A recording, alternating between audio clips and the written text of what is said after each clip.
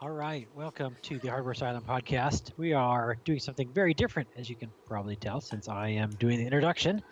This is We very, are, we very, are, very different, actually.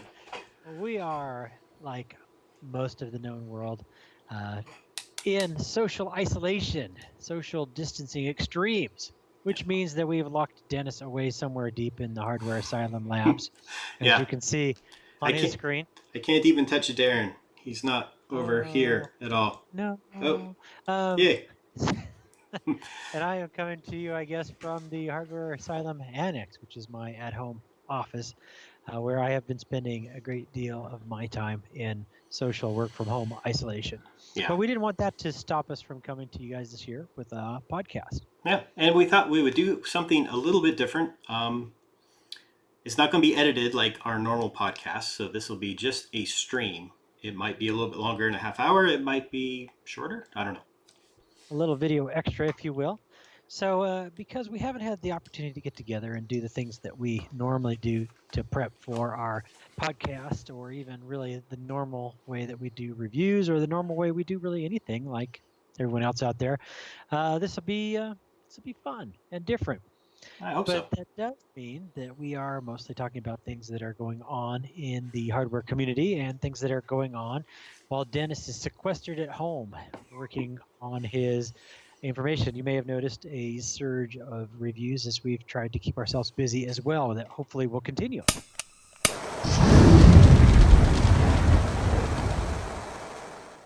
But anyway, Yeah. if you're sitting at home like we are, we hope that you will enjoy this conversation and, of course, like, subscribe, provide us with some feedback because who knows, we may be doing this again next month.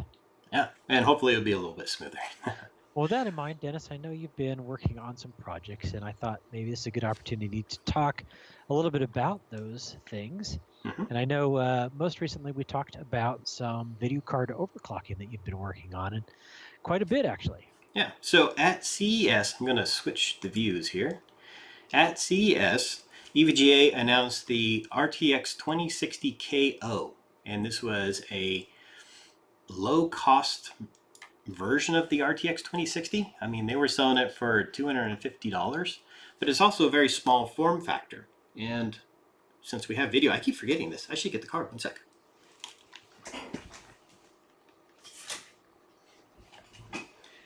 It's just a reach away. Woohoo. Hey, I was reminded as you were taking headphones on and off that we should tell people a little about our makeshift setup here before we dive into talking about the 2060. Oh, of course. So I guess I'll start. To this side of me, I have the podcast machine, and then we're running OBS to do the video capture. We're doing a Skype call. I still have my Pioneer headphones that I use for podcasting, and these are the ones that follow me from my office out to Building 2, which is where we do the podcast recording. For video, I'm using a Logitech Brio 4K camera sitting on a little tiny tripod, and I'm using that as the microphone as well. So if my voice sounds different, that's why. Well, I think it sounds pretty good, although I think regular listeners will notice a little bit of a difference over our normal Rhodes setup. Mhm. So I'm in the annex, as I mentioned already, and I am coming to you live via a little bit older Logitech camera. It's a 920 Pro HD edition. That's the Um, workhorse of the Logitech cameras, by the way. One of the most popular cameras out there, especially for entry-level webcasters, broadcasters, that kind of thing, and a fantastic chat device. And surprisingly, they've gotten cheap because they've been around for a while. Mhm. And I am having a hard time choosing between the headsets, so I am going today with my Sennheiser. So these are my PC gaming headphones. Oh yeah, we get to They're see your PC see your hands. 363Ds. Oh, well, Yeah, worth a try. yeah. They've been upgraded with some lambskin and velour ear pads, and hopefully they sound great. I'm surrounded by headphones, which we talk about a lot. This might be kind of fun. So I've got the wireless Sennheiser G670s that we reviewed not too long ago handy. Mhm. I've got a entry-level pair of HyperX gaming headphones here that I sometimes use on my phone. These are my daughter's pair. And then I have what else? my HD 560 planers. So when we talk about all these headphones, now you get just a glimpse of a handful of them that I keep on my desk, and you wonder why I have a problem. But anyway, that's my equipment here at the office at home. Well, I won't show you this stack of motherboards and video cards that I have right over there that I grabbed this guy from. All right, so that's the dun, dun, dun, This is RTX. the EVGA RTX 2060 KO, or knockout. Spoilers, you did not overclock it in that particular format, but you should tell us a little bit about that cooler, because that's pretty impressive for a small form factor. Oh, well, this is just EVGA's standard dual fan cooler. It's a 4 heat pipe solution with the radiator fins across the top, some on the bottom. It's just a pretty standard cooler. The intent of this card, though, is to be small. Take, for instance, this card, which is set up for LN2 overclocking, and compare it against the RTX 2060, and you can clearly see the size difference. Pretty small, but it does look like it's still full height, at least. It is. Oh, and by the way, that card was the Zotac 2070 Ti Amp Extreme. Oh, nice. Yeah. So, and right now we have the web page up. So, I got this card shortly after CES, and I was not able to review it right away.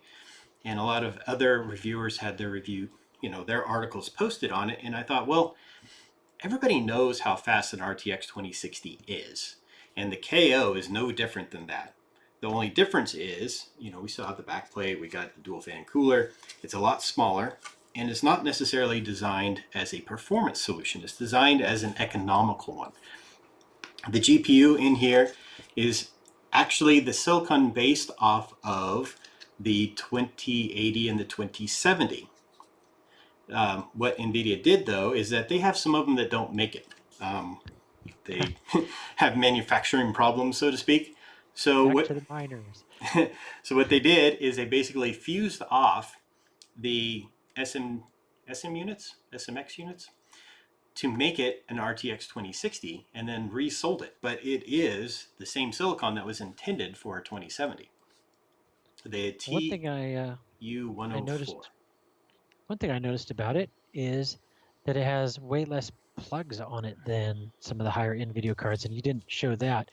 It's in the review, of course, and we'll link to that in the notes. But yeah, one DisplayPort, one DVI, one HDMI is way less than I would expect, especially given the dual slot size of that thing. But I guess that's part of keeping the cost down. Right. It also does not have the USB-C for VR like a lot of RTX cards. But again, it was designed as a low-cost solution. It's a small board. It has a 100% power limit, which we can talk about that when we get to the article that I wrote. But it also has, no VR support. It's based off of a chip that's been recycled. So it's really the most economical way that people can get into RTX gaming. And it's really capable. I was able to play just about anything on that while I was testing it beforehand. Well, I know when I was at CES, they were positioning the 2060s as a direct replacement for the 1070 Tis. Mm-hmm. And I don't know if that's exactly true, but it's pretty close. It you is. Do get RTX, ray tracing, and all the new technologies that, of course, the 10X series does not have, at least at the moment, although that is changing even as we speak with drivers. Yeah. And I would say that performance-wise, it is a good 1070 in terms of the frame rate and performance. I was playing, I forgot the name of it now, but it's the game that comes with it where you get to go, deliver us the moon. That's the name of it. Deliver us the moon. Yeah, it's a very simple game. It's basically on rails. You get to go and you solve a puzzle, you go to the next stage, you solve a puzzle, you go to the next stage. But it has a lot of RTX enabled features in it. So you got to sample what RTX can do and play a game at the same time. That sounds impressive. Now, as we mentioned before, when you did the overclocking on this, though, you decided to go a bit extreme. A bit extreme, yes. So Right now I have the article up. It's to that side of me. Woohoo. And basically, it starts out with an introduction talking about the power plugs and the stuff that we just talked about here. The base clock is 1680 with a memory clock of 14,000, 1920 CUDA cores, PCI Express 3, blah, blah, blah.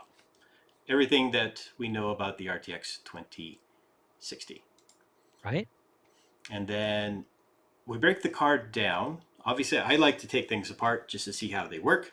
The back plate here actually has thermal pads in it, so it's pulling heat off of the PCB. It has thermal pads to pull heat off of the memory directly to the cooler. The cooler is making direct contact with the GPU. The one thing I did notice is that there is no contact between the VRM and the backplate or the cooler. So the VRM is sitting there just kind of cooking itself away. It's a nice...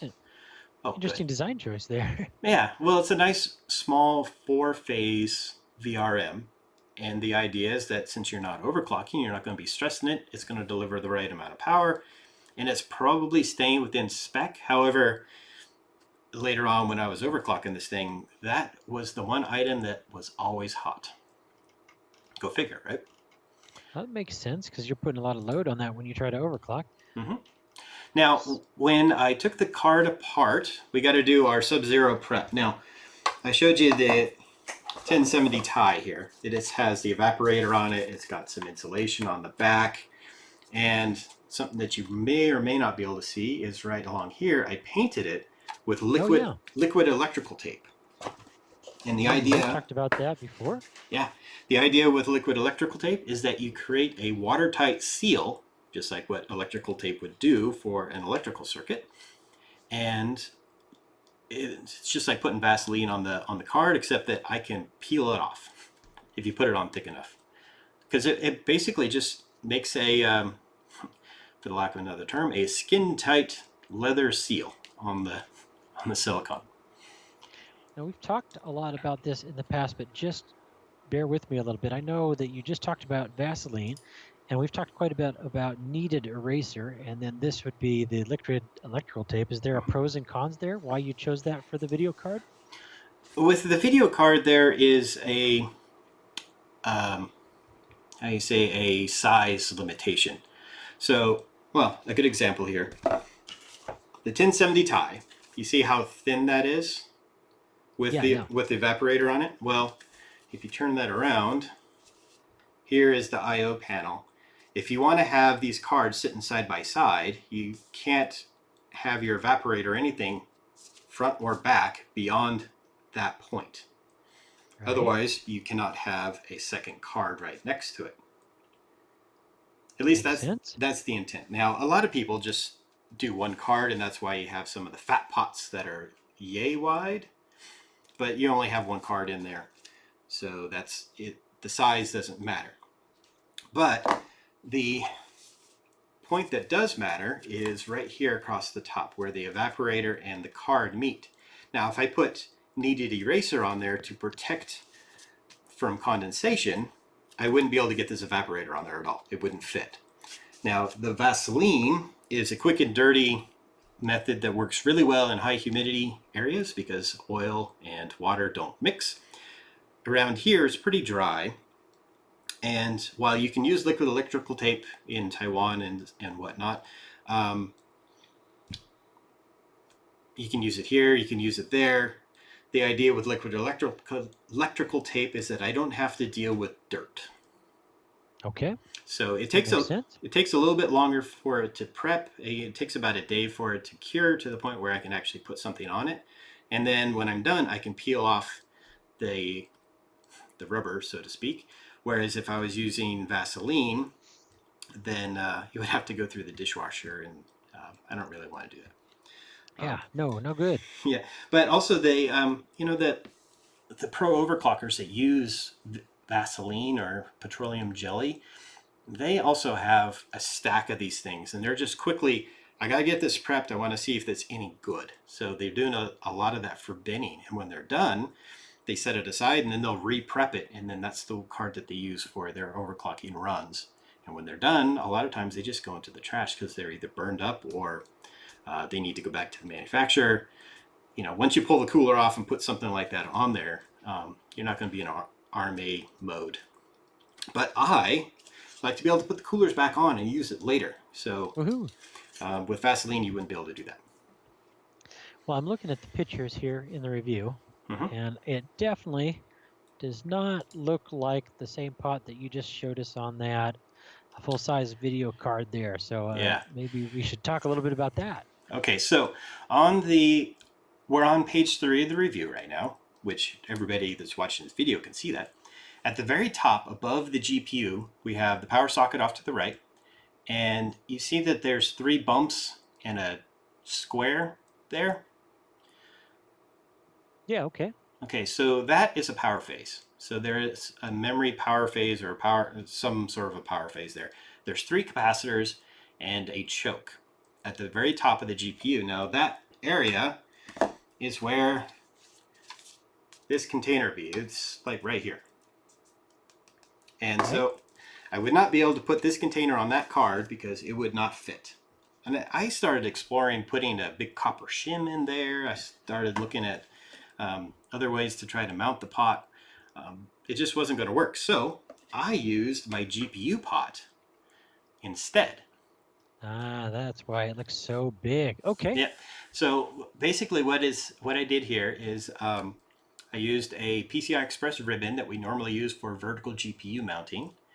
I plugged that into the first PCI Express slot on the motherboard, wrapped it around, laid the card flat down on a piece of Armaflex foam, the stuff that I use for nitrogen insulation, and then use the weight of the copper pot on top of the GPU and then some insulation around that, and basically use the weight of the copper to seal it against the chip. I think this is a great don't try that at home moment, which just goes to show how much work we sometimes go through just to get these things into the realm of liquid nitrogen cooling. Yeah, and honestly, I got this idea from Honda City. He was one of the overclockers he lived nearby, so he'd come by and we would spend a weekend overclocking. So I learned a lot from him. And he didn't have any of these GPU pots. So when he would overclock a video card, he did this exact same thing and just put a kingpin pot on top of it and then would sit there and overclock. And as long as you aren't moving the rig around, the copper is enough to hold enough pressure on there to actually make it work. So, but basically, I have a couple of pictures here showing how I set this up. I just used some old insulation that I had and cut it around the chokes and the capacitors at the very top, and then around the power plug. You can see a little notch there. And then use some gelid thermal compound and basically put the pot down really carefully and then kind of wiggled it around to move it, to get the paste evenly distributed. Gave it a little twist and then heated everything up to about 30C, 35C. And all you do for that is, run a couple of benchmarks and you watch the temperature on the probe until the container gets up to 35. At that point, the paste becomes more fluid and will actually even out a little bit better. You give it another twist and you're good to go. Sounds good. Okay, so I think we've got the prep under control. You talked a little bit about power here, and I think you talked about this quite a bit in the review, but maybe we'll come back to that when we talk about some other cards in power.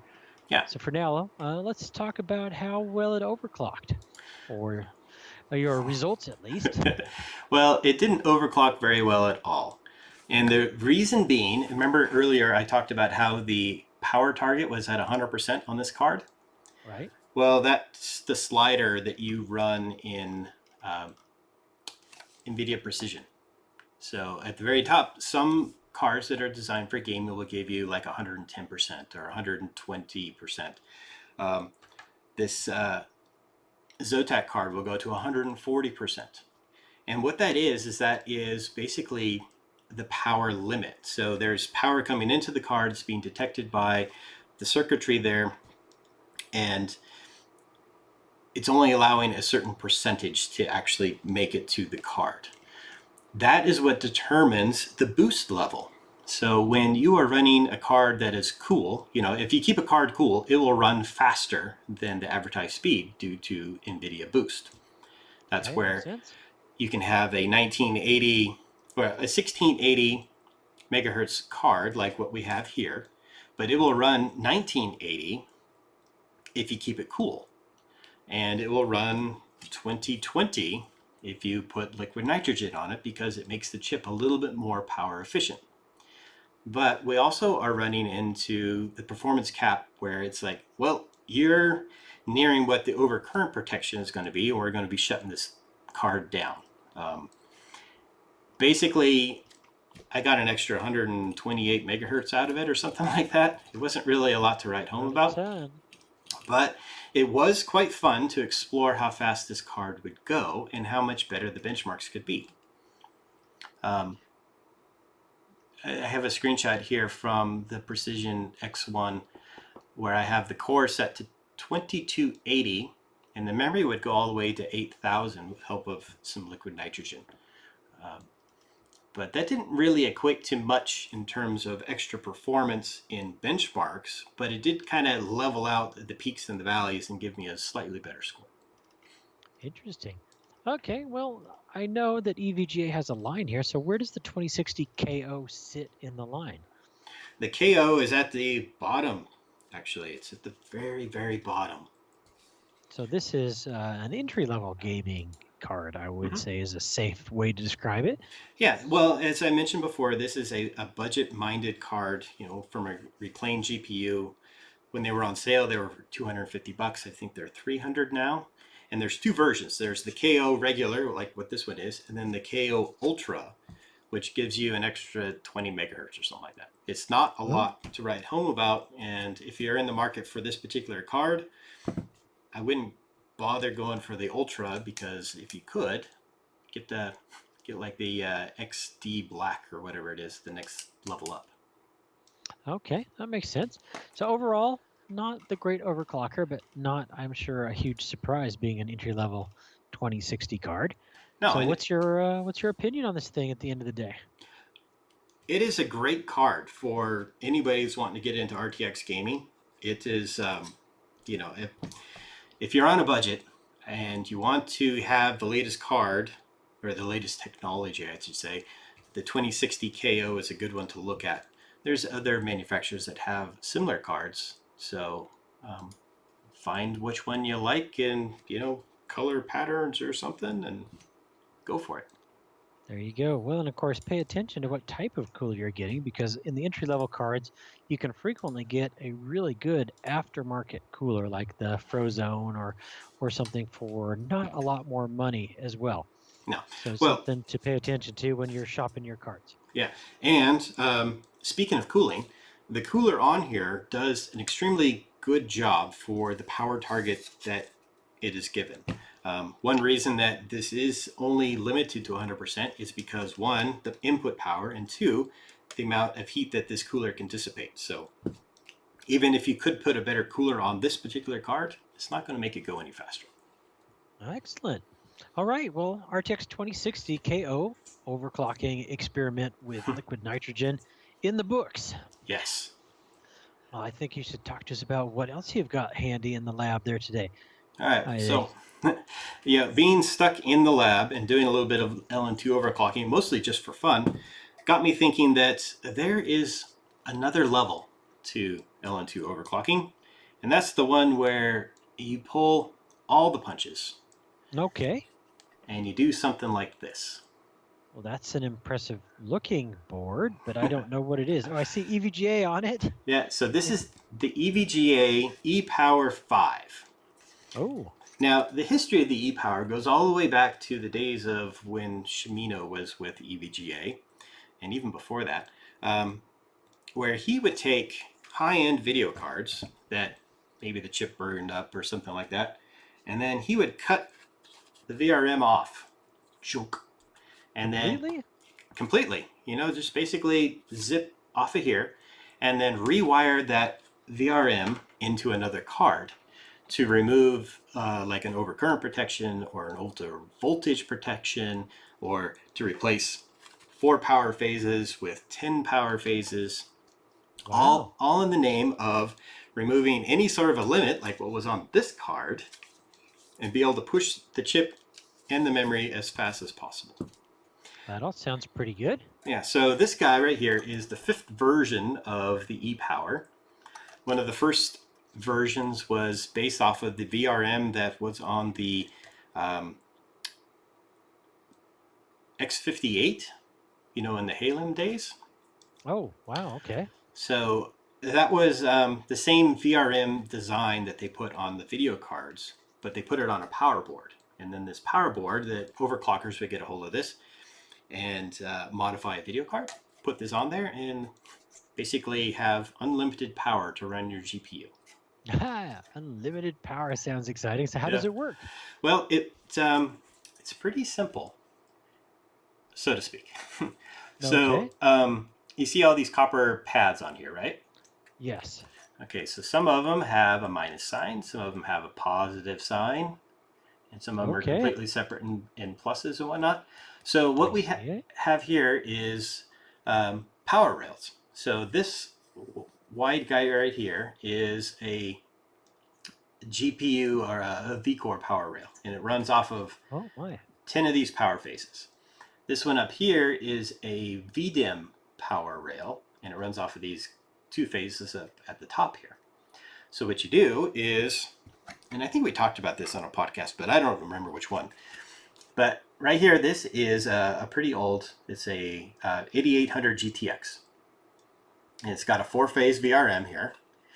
And what you do is you remove these chokes, and then you expose the power rail underneath it. So on this side of it here is 1.6 volts or whatever that goes and powers the GPU. What you're doing is you're taking the power board and replacing that. So where that power would normally be, you're taking it from this guy to give it to this guy instead of from here. Okay, so I think I have just horrified myself by catching on. You still have to cut the board in half. Or... Well, you don't necessarily have to cut this board. And there's good reason not to. For instance, I believe on this particular card, there's only one power circuit. These 4 feed this chip. So it's pretty safe to cut this one off, I believe. But on some of them where there is a power circuit for the PCI Express, there's a power circuit for the memory, and there's a power circuit for the GPU, if you cut the VRM off, you somehow have to apply power from this to power all 3 of those circuits on the card. And then... But I'm still wondering how you're doing it to power one channel. Oh, well, you're just replacing the power. So you have these chokes right here are basically the end of the power circuit after the MOSFET that goes directly to the chip. So you're using jumpers? Is that what you're doing? Soldering some wires? Yeah. Ah, now the light bulbs come on. Yeah, so you see the holes right there, right? You can actually run wires through there and then solder them to the board, because on the back side is more solder pads. Some of the more successful implementations of this are using thick copper strips. So they solder a whole strip along here, and then they solder that strip to the card at these points. And if you remove this solder mask, this green stuff, it reveals the copper underneath. So you can make that pad a little bit wider. And the idea is that with the better the power connection, the cleaner the power will be, less voltage droop, better overclocking experience. I get that. Okay. So a very interesting toy. So I have to ask, what are you planning on doing with that crazy toy? Well, I've actually never used this particular toy before. I've seen it used. I know the theory behind how it's used.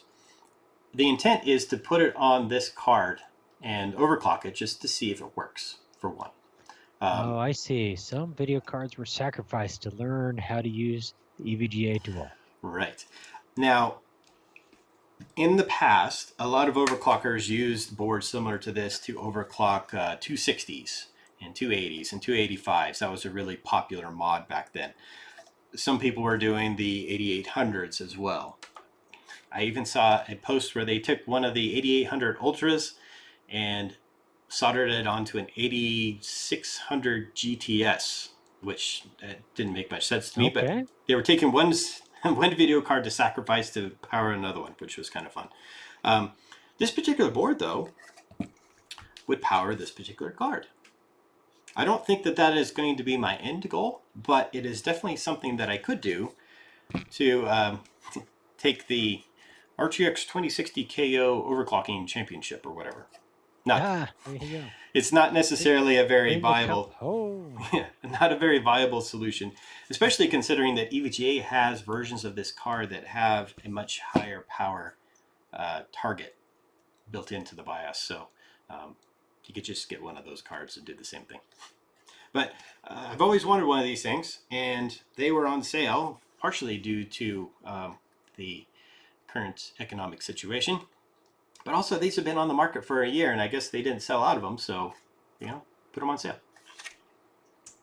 Excellent. All right, well, we've talked a lot about video cards, and I guess the Epower V as a video card mod. But I know that's not the only thing that you've been working on in the lab, because just recently you shared some pictures with me about, I think, some water cooling adventures.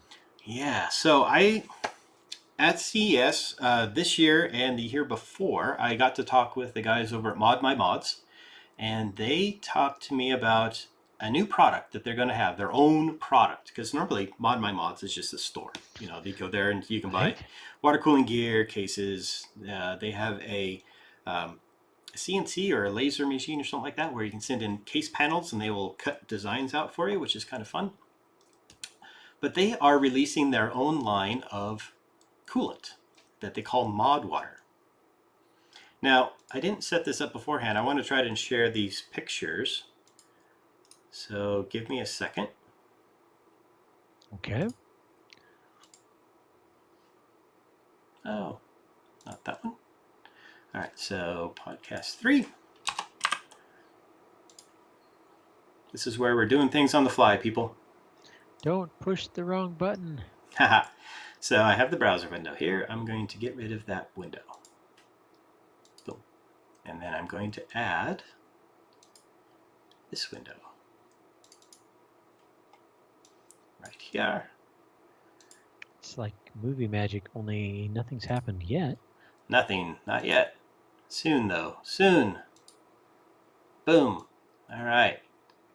So now I can share pictures. Yay! All right, so the first picture, Darren has a copy of these, by the way. I don't see the picture, though. Am I supposed to see the picture? No, you're not supposed to see the picture. Okay, good. All right. Well, then I'm still with you. I was waiting for the movie magic. I shared them with you beforehand, though. All right. I'm looking at the pictures, and of course, we'll have these available either via the article or in the notes. Article, hopefully. So follow along at home while you are listening to us and watching us as live as we can be. Yeah. So the question was, they sent me some coolant. They sent me 2 bottles of their clear, and they sent me 2 bottles of their UV red. And I said, hey, yeah, send me coolant. I'll figure out a way to do a review for you. So I thought about it, and I thought about it, and I thought about it, and then I thought some more. And it's like, well, how do you review coolant? So I came up with some different levels that you need to consider. One is color, right? So if you're going to buy premixed coolant, you want to have good color rendering. Now, when Darren and I would set up the C1000 for our builds, we would get the clear and then we'd add dye so we could actually control the color. And we have a nice video of that on the Hardware Asylum YouTube channel. So we have color rendering. We also have protectant, or how well does it work? What kind of systems is it compatible with?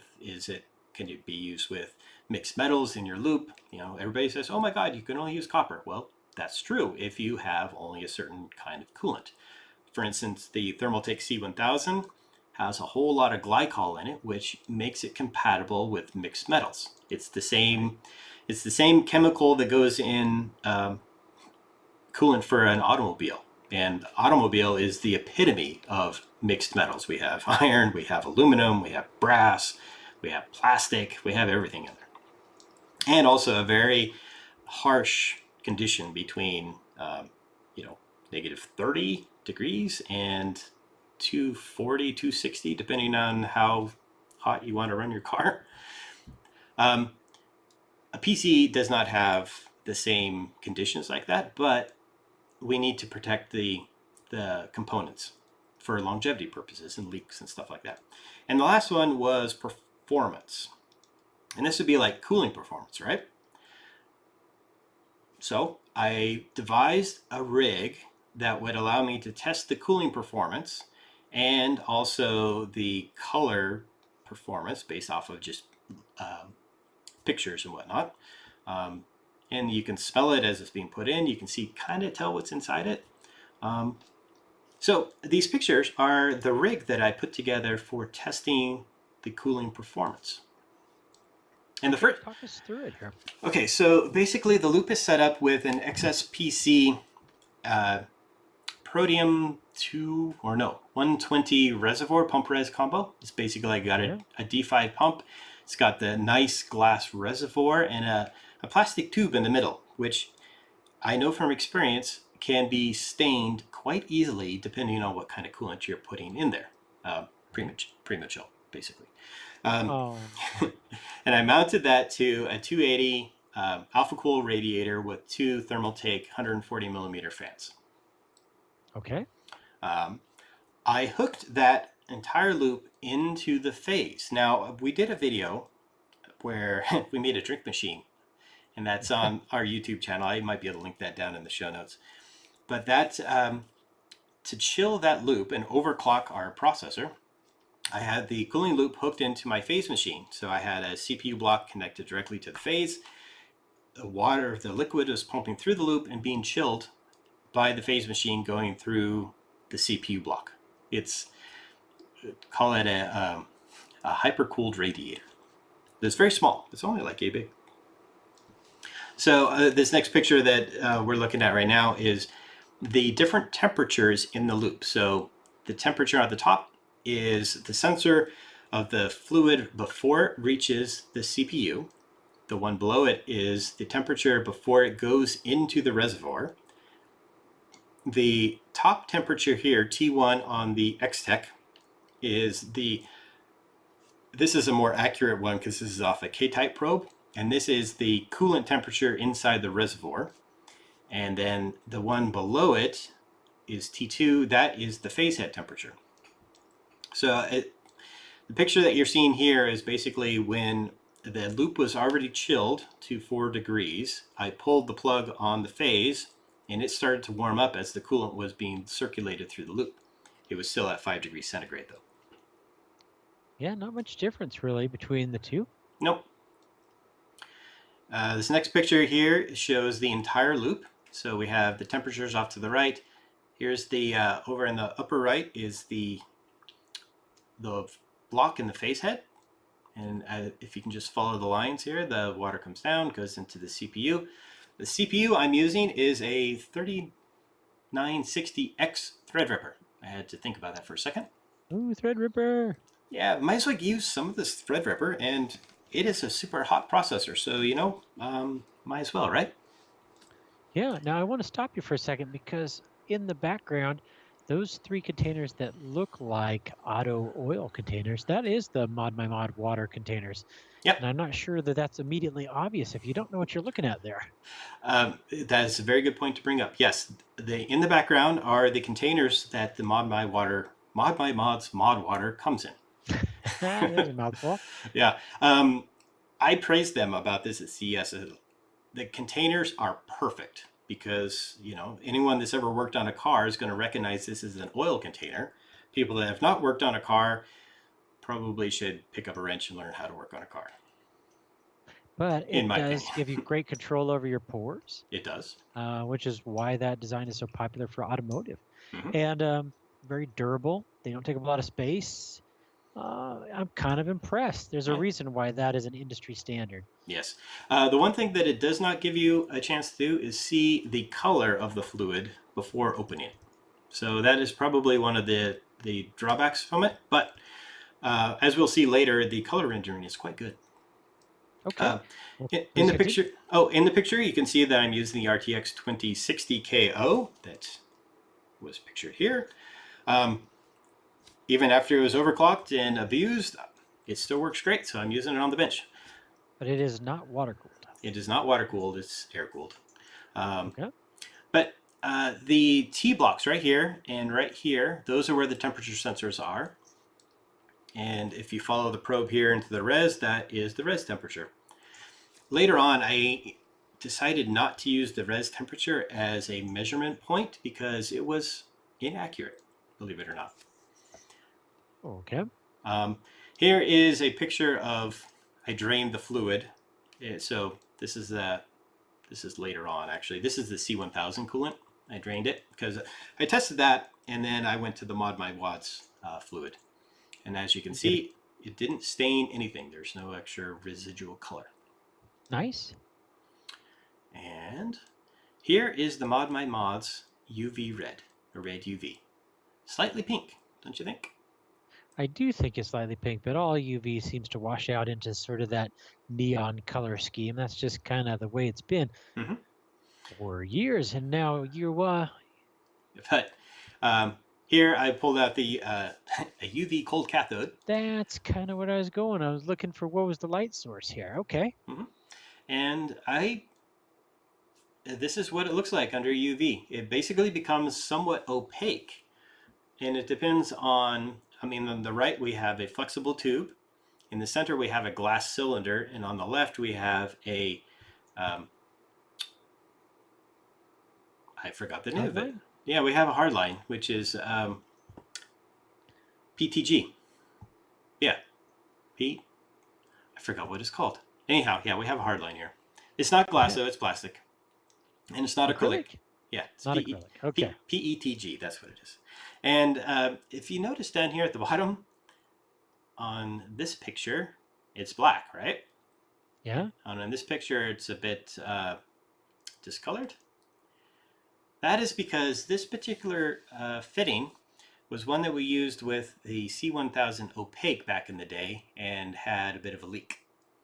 Oh, so that's what's got that almost, I don't know, yellow color to it here.